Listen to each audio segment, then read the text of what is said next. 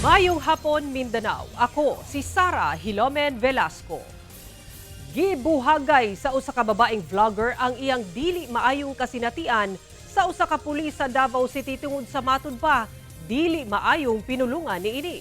Atong sayron sa report ni John D. Esteban. Kay kani si officer si sir. Lain gid yang approach ako, lain yang taras na ay something sa iya nga siksihan nimo uy. Ana gani mga antikels. Nya ako man gikan kung show kumbaga pauli naman pug ko and then wala na ko nagkuan ba ako ang suot papuok yun na short mga antikels. Pero ako ang top kay dili sexy akong top papuok lang ko na short ana. Sexy kay ka, gwapa kay ka. Asa makagikan ana ihang atake antikels. Kini ang viral video sa usa ka vlogger nga mipaambit sa iyahang kasinatian sa usa ka police officer. Saysay niya, nasakpan matud pa siya sa akto nga nag-vape sa pampublikong lugar ug gisita kini sa maong police officer. Aminado siya sa maong kalapasan. Apan ang wala niya mauyuni, maong matud pa pinulungan sa pulis kaniya.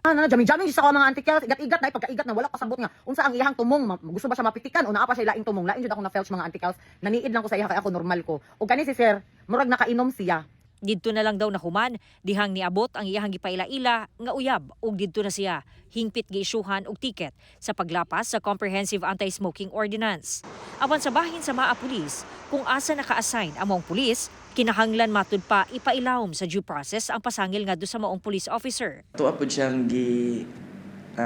tanggal sa iyang position as the patroller and then naa siya karon sa tuang headquarters diri sa station. Para dili further ma-commit or unsa pang infractions na iyang ma-commit.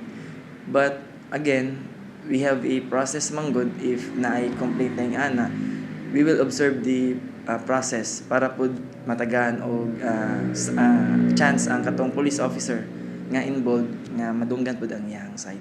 Samtang sa alegasyon nga matud pa nakainom ang pulis, Allegation na nakainom ma'am, according sa iyang explanation, is that wala siya nakainom ato nga time.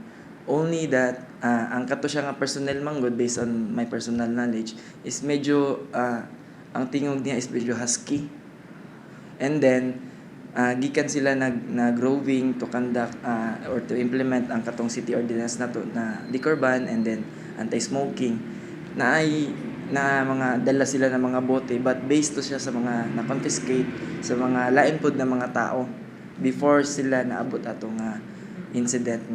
sa bahin sa Gabriela Youth Davao, makaalarma ang ingon aning insidente. Hindi siya nalalayo sa pagtingin sa kababaihan sa ating society na parang mga objects lang na ino-objectify yung katawan, nare-reduce lang yung dangal at yung karapatan ng mga kababaihan bilang mga palamuti na tinitingnan as attractive beings, no, rather than being seen as individuals that are deserving of respect and dignity. If we're just technically basing on the law in itself, dapat talaga there are grounds for that certain police officer na makasuhan under Safe Spaces Act. Dugang sa mong grupo, How do we actually trust the same government officials or the same officers who enforce the laws kung mismo sila yung lumalabag ng mga batas at hindi napapanagot? gipaniguro sa Maa Police Station nga dili nila itolerate ang maong hinimuan ugaling mapamatud-an. Hinuon ang vlogger dili na mupasaka og formal nga reklamo. Ang PNP, ang Maa Police Station, kay dili nagatolerate po sa any infractions na makommit sa atong mga personnel. Kauban si Bebot Kahes sa kamera. John D. Esteban. 1 Mindanao.